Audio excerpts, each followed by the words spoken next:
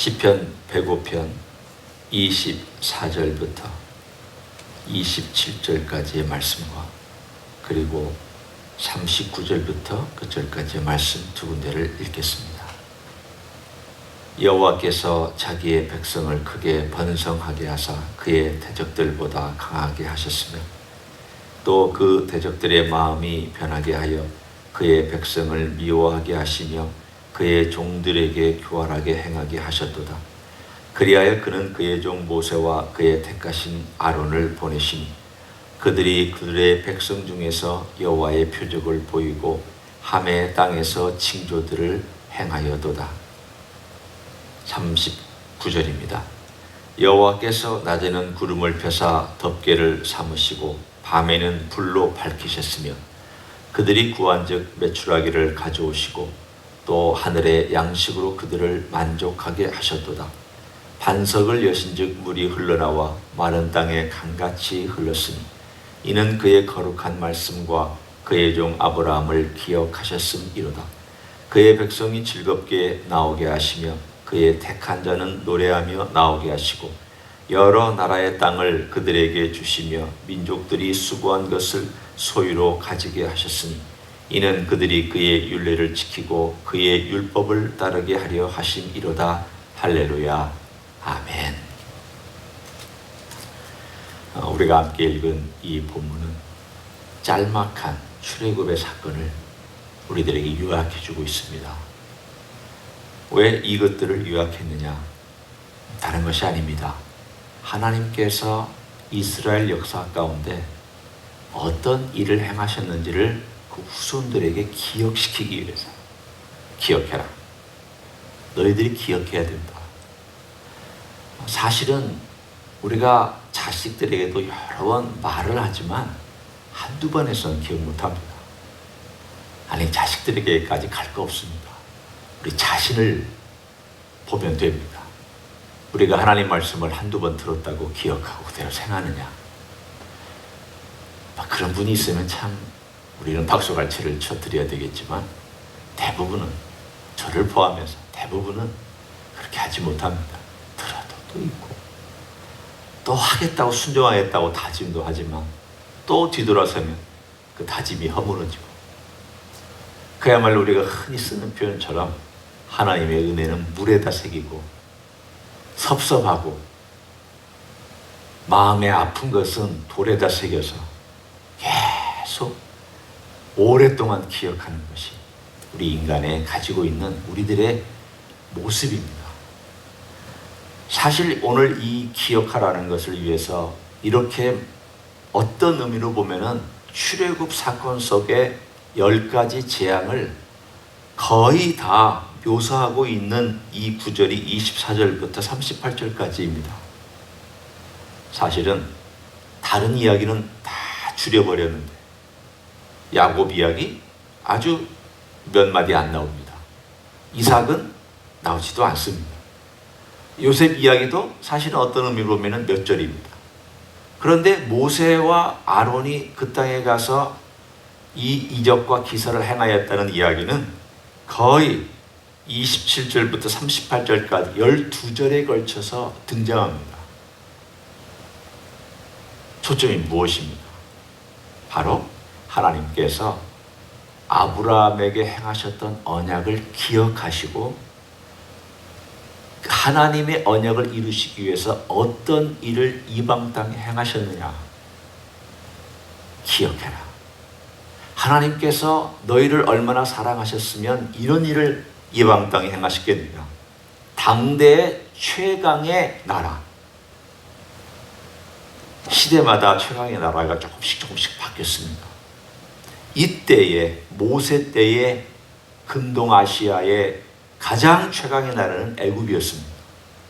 그 다음에는 아수르로 변하고 또 그 다음에는 바빌론으로 변하고 그 다음에는 페르시아로 변하고 시대마다 그 강대국이 가장 초강대국이 변하지만 그때의 초강대국, 지금의 미국보다도 더 강력한 힘을 가졌던 그 근동지방의 초강대국 애굽을 하나님께서 강력하게 행하신 것은 너희들 아무것도 아니지만, 너희들이 노예였지만 너희들이 그야말로 무기를 제대로 쓸 수 없는 아무것도 아닌 종살이하는 나그네였지만 하나님께서 하신 이유가 뭐냐? 너희가 잘나서가 아니라 하나님이 아브라함에게 행하신 약속을 지키시기 위해서 그렇게 하신 것이다. 계속 강조하고 있는 내용이 그것입니다. 하나님은 지키셨다. 하나님은 약속을 기억하시고 지키셨다. 하나님은 약속을 잊지 아니하고 절대적인 그분의 힘과 능력과 권세와 모든 것으로 어떤 상황 속에서도 지키시는 분이다. 강대국 하나님 앞에 아무것도 아니다. 광야 하나님 앞에 아무것도 아니다. 나라가 강하든지 그것이 황량한 조건이든지 하나님께서도 약속을 지키시는 데는 아무런 장애가 되지 않는다는 것을 계속해서 얘기해주고 있습니다. 그 다음에도 보면 39절부터 우리가 읽었던 내용이 바로 그것입니다. 너희들의 광야에 있을 때도 기억해라.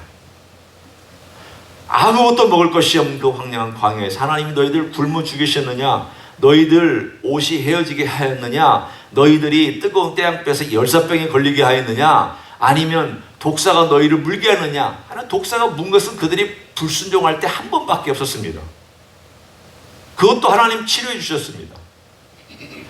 그런 특별히 불순종한 사건의 몇몇을 제하고 하나님께서 구름으로 덮어주시고 불기둥으로 인도하시고 먹을 것 매출하기 공급해 주시고 반석에서 물이 흘러나오게 해주시고 모든 것을 하나님께서 기억하고 지키시기 위해서 정확하게 어떤 환경에도 이루어내셨다는 것을 강조하고 있습니다.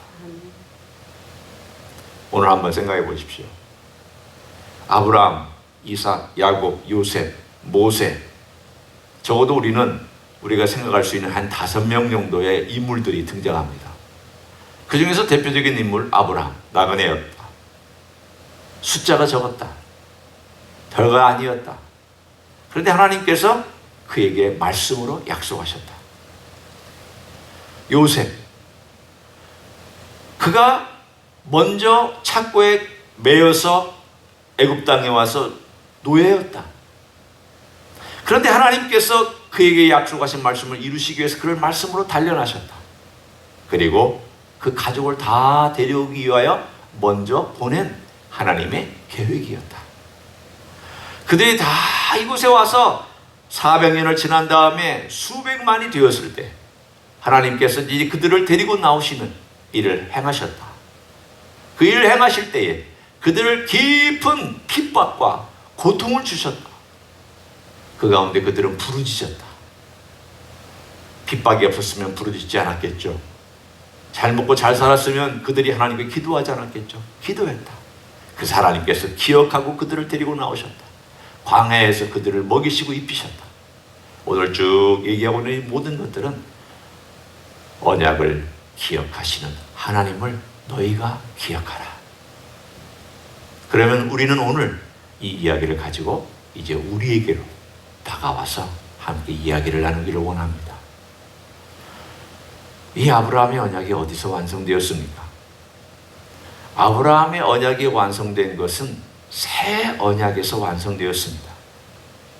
하나님께서 아브라함의 약속 같은 그 약속이 많은 언약들을 거쳐서 새 언약에서 그것이 완성되었을 때 그 새 언약에 당사자가 있습니다. 아브라함의 언약은 하나님과 아브라함이 맺은 언약입니다. 새 언약은 예수님과 제자들이, 이스라엘과 인류를 대표한 제자들이 맺은 언약입니다. 그러면 이 언약의 내용을 가만히 보면 이 그림 가운데 새 언약의 이야기가 오버랩되어서 등장합니다. 어떻게 오버랩되느냐? 아브라함과 맺었을 때 아브라함이 나그네와 같고 별거 아닌 작은 숫자였습니다. 예수님께서 제자들과 함께 새 언약을 맺었을 때 제자들의 숫자는 작은 숫자였습니다.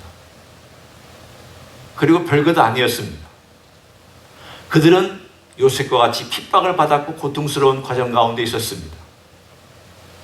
그들은 가나안 땅에 들어올 때까지 많은 어려운 과정들을 거쳐서 온 것처럼 그들의 삶 가운데서 힘들고 어려운 일도 있었습니다. 특별히 오늘 본문 가운데 얘기하고 있는 아브라함보다 크고 야곱보다 크며 모세보다 크신 이가 바로 새 언약을 이끄시고 주관하시는 주인공이라는 것을 새 언약 속에서 계속 암시해주고 있습니다. 뿐만 아니라 오늘 본문에는 새 언약을 암시해주는 여러 가지 사건이 등장합니다. 한번 그것들을 봅니다. 40절 먼저 봅니다. 그들이 구한즉 메추라기를 가져오시고 또 하늘 양식으로 그들을 만족하게 하셨도다. 이 하늘 양식을 하나님께서 만나를 주셨다. 그런데 신약에서는 이 진짜 만나가 누구냐에 대하여 요한복음 6장은 말씀합니다. 내가 그 양식이다 라고 주님께서 친히 자신의 말씀으로 우리들에게 전해주셨습니다. 또 41절을 보십시오.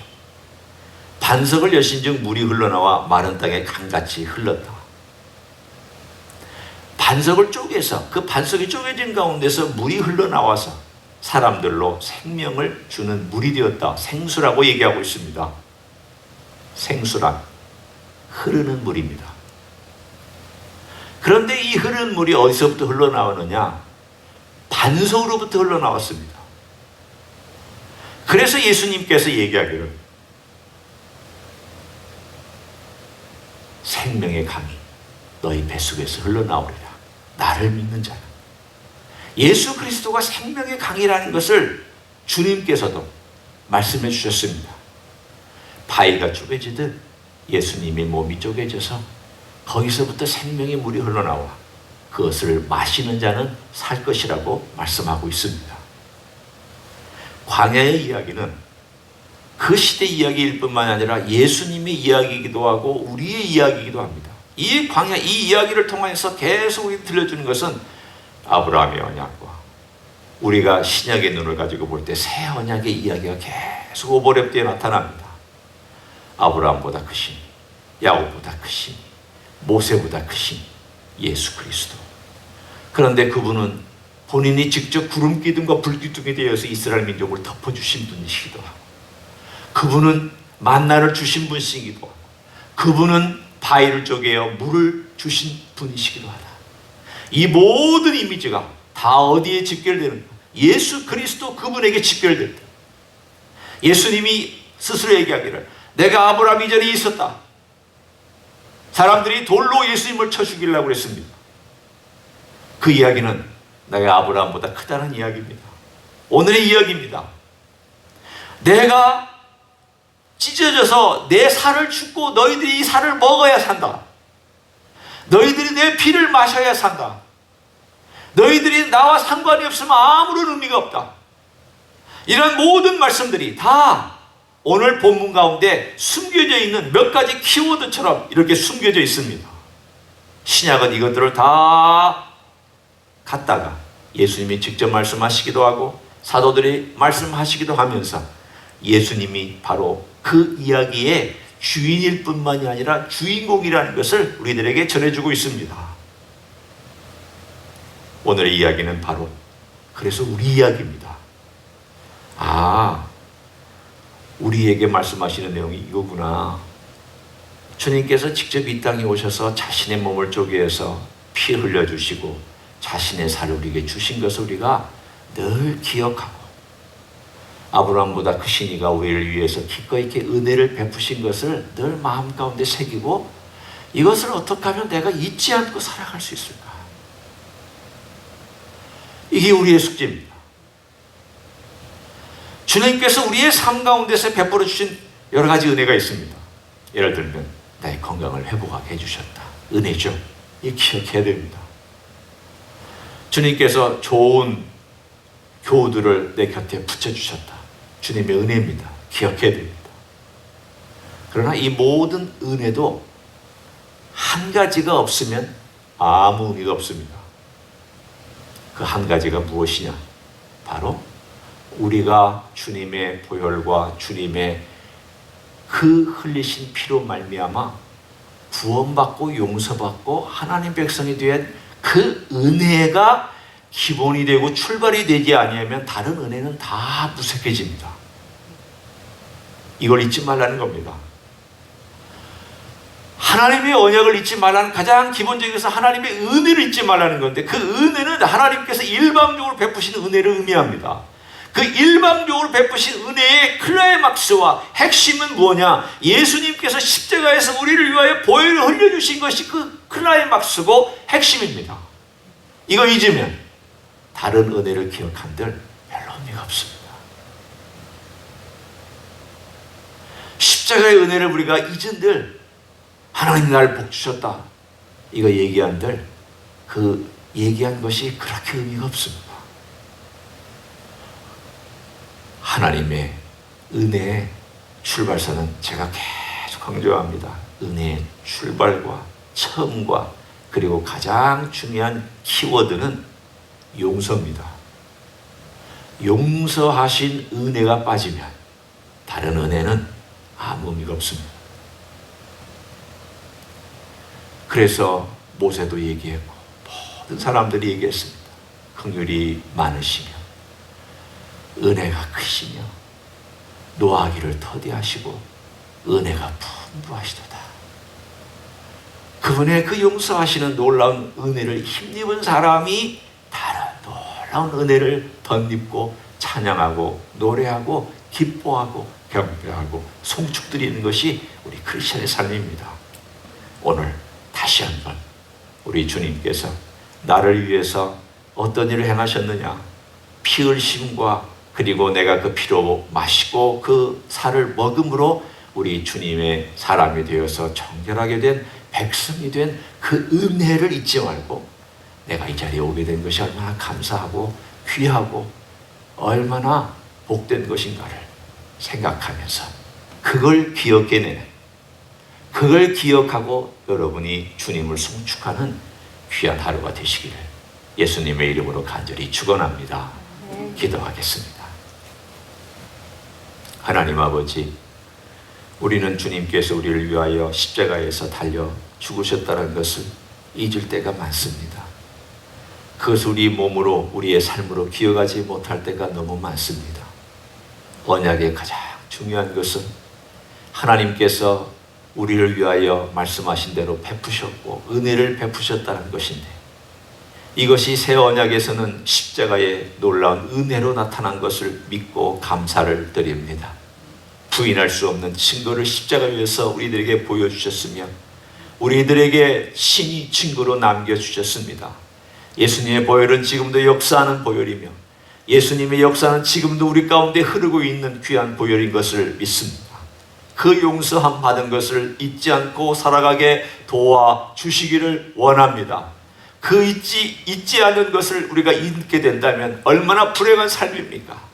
우리 주님께서 우리를 향하여서 행하신 그 놀라운 은혜를 우리가 망각한다면 그게 무슨 그리스도인입니까? 주여, 잊지 않고 살아가기를 원합니다. 그것이 내 가슴 속에 계속해서 흐르기를 원합니다. 느껴지기를 원합니다. 내 마음속에 그것이 감동으로 다가오기를 원합니다. 몸으로 기억하기를 원합니다. 그래서 예수 그리스도 앞에 날마다 나아가며 감사로 찬양드리며 나를 위해 죽으시고 부활하신 예수 그리스도에게 날마다 나아가 감사 예배와 송축의 예배를 드릴 수 있는 하나님의 종들이 되게 하여 주시옵소서. 이제는 우리 구주 예수 그리스도의 은혜와 하나님 아버지의 극진하신 사랑과 성령 하나님 교통하심의 역사가 잊지 말아야 될 것, 우리 주 예수 그리스도의 피 흘리심과 우리를 대속하여 죽으심과 부활하신 이 사실을 날마다 기억하고 날마다 스스로에게 기억시키고, 그리고 그것을 가지고 주님께 나가 주님을 송축하며 주님께 영광 돌리기를 원하는 이 자리에 참여한 모든 종들 위에와 주임지 히스교회 위에와 이민교회들과 한국교회들과 선교사님들 위해 이제부터 영원히 함께 하실지어다. 아멘.